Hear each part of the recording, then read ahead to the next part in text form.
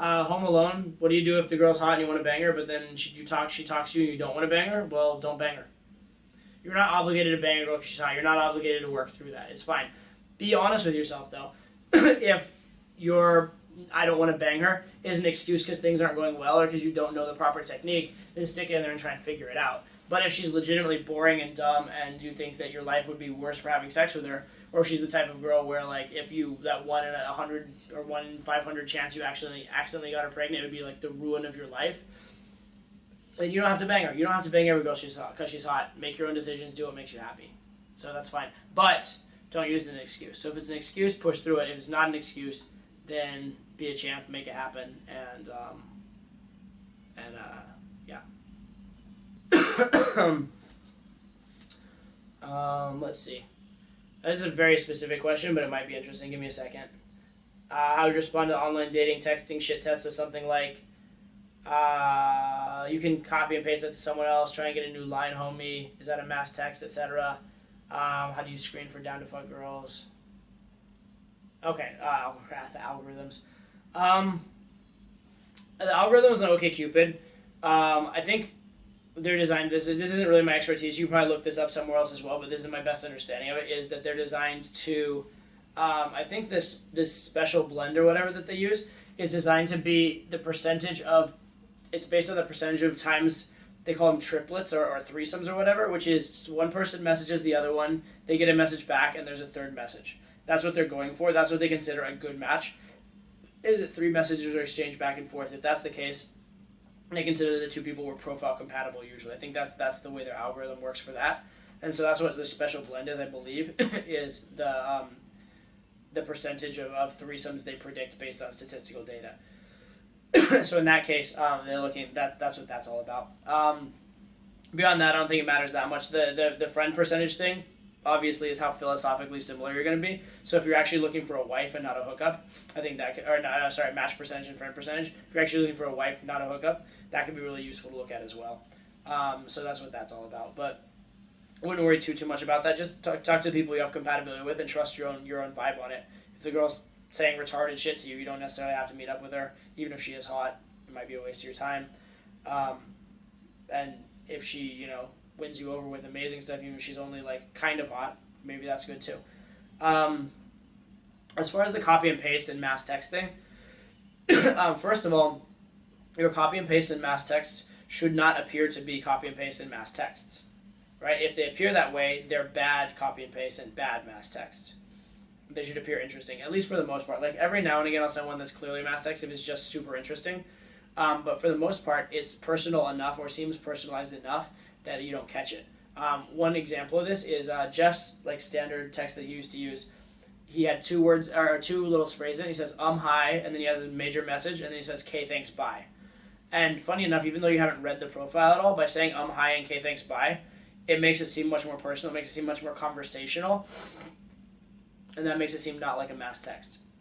Because who would ever mass text the word It just doesn't make sense, right? So funny enough, it's effective in terms of it seems very casual, and so it is actually game effective, but it's also effective in dispelling any idea that it's a mass text. So that's one really, really effective way to go with it. Another effective way to mass text for online is to basically have a mass text template and then add some fact about her profile or some observation to the mass text. So it's essentially a mass text, but it's a mass text with a quick observation. You scan the profile, look for like 1 to 2 things that catch you, that just jump out at you as you like scan it super fast. Write those 1 to 2 things and then copy and paste the rest. So that can work really well too. For mass text, if you get called out on mass text, getting called out on mass text actually usually is a good thing, because to me, if you're mass texting girls, usually it means I don't have a personal dialogue with them, so it means there's silence already. So I would much rather get called out on a mass text than not be conversing with them, right? And if I get called out on a mass text, I'll go from that mass text, and now I'll start personalizing the text because now they've popped and now it's worth my while. The reason I'm mass texting in the first place is because it's usually a girl that's giving me silence, not giving me much. And so I don't want to invest a lot of time into her. I'm not going to invest a lot of time into a girl that every time I text her, she doesn't text me back. However, once she starts texting back, even if it's negative, she's moved along the sequence, so now it's worth my time, and now I will send her a personal text. So I would deal with that way, by personalizing it from there and just not even like acknowledging the fact that she called it a mass text or whatever. And excuse me, and then if it's going well with a girl and you send mass texts, they really probably won't perceive it as a mass text because you already have a good vibe with them, and they'll perceive that it was just for them. So you really shouldn't be running into it all that much. And if you are running into it a lot, it means there's something wrong with the types of texts that you're sending or the types of emails that you're sending, not just in the sense of being copy and paste. Also for email, if you want to do it, or for online, if you want to do it, if you want to personalize, it's good to have like a few different copy and pastes for different contexts. So like if the girl's profile is sort of a certain type, then send this copy and paste. If it's a different type, send this copy and paste. And the more it seems like it's tailored to the vibe, the less likely you are to run into that as well. So that definitely helps. Okay, this friend to friend and going deep rapport without getting physical. That's a good question overall. A lot of guys do this. What you need to do is just be willing to offend the girl. And the biggest reason I think guys get friend zoned, to be honest, like most of the time, I could be crazy on this, but I think most guys that a girl will be friend with, a girl would probably fuck. Unless the guy has some like real big flaw of some kind going on. Like, usually if she'd be your friend, she probably would almost fuck you. But especially if it's like the types of guys here that are like, working on themselves, positive, know how to speak man to woman, that sort of thing. But the big thing is lack of taking a risk. And the biggest reason I think for lack of taking a risk is you don't want to ruin the friendship. You're afraid of losing what you have. What you have to realize is if the relationship you have is not the relationship you want, you have nothing. Because you should be getting into either turning it into the relationship you want or discarding it and finding the relationship you want. Because you have enough as a man to find those kind of relationships. Don't settle for anything less. Don't settle for a mediocre relationship because it's there when you deserve a better one. First of all, the mediocre relationship is eventually going to end and you're going to have to figure it out anyway. It's going to be better for your soul to figure it out of your own accord than like on their schedule or when they choose it. But also realize there's no shortage of relationships out there. There really aren't. So if it's going to be a mediocre relationship, you can do better. So just push through that kind of stuff. And so with respect to the friend zone, be willing to lose the friend. Be willing to ruin the friendship. Until you're willing to ruin the friendship, you'll never be out of the friend zone. As soon as you're attached to that idea of her as a friend, you're fucked. You should be, if anything, almost pissed off by that idea of her as a friend, almost like insulted by it. Now, not insulted to the point where you get butthurt and angry, but insulted to the point about it where you want to take some action, like positive action in a non-reactive way. You don't want to maintain the friendship. In fact, just say fuck the friendship, decide it's over, and go from there is the best way to do it. But before you do that, decide if it's worth it, because realize the value of a hot girl friend. A hot female friend can probably hook you up, either directly or indirectly with her friends or with being out with you or getting into clubs or whatever. Can probably hook you up with far more sex than you would ever get from her. And so in a certain context, once you have abundance, it's almost better to have a female friend than it is to have a girl you're fucking. So don't discount the value. Don't think that you necessarily always want out of the friend zone. So be aware of that as well. Just because you're in the friend zone, your ego says, oh my god, I shouldn't be friend zoned, I feel beta. Sometimes being in the friend zone is the best possible way. Sometimes if there's a girl that is hotter that I almost like but it doesn't work out, I would intentionally friend zone her, just for those exact reasons.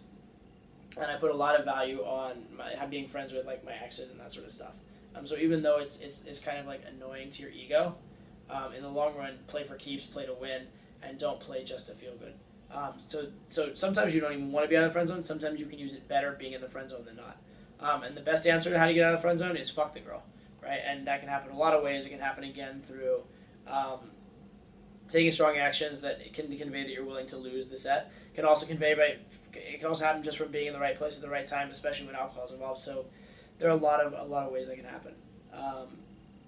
But yeah, I hope that helps in terms of how to get out of the friend zone. And I hope the reminder that you don't always want out of the friend zone is something you guys will take to heart. Because the hot girl who is willing to help you meet other hot girls is a very, very, very precious thing. Whether she's fucking you or not. Alright, let's go. I'll try and do maybe one more question and then I'm going to cut out. For those of you who didn't get their questions asked, feel free to repost them on the webinar spot or for next month or whatever. In fact, that's the best place would be to post them on the webinar slot for next month's webinar, for the January webinar. And that way you can copy and paste them at the start of the webinar and get them in if I haven't answered them.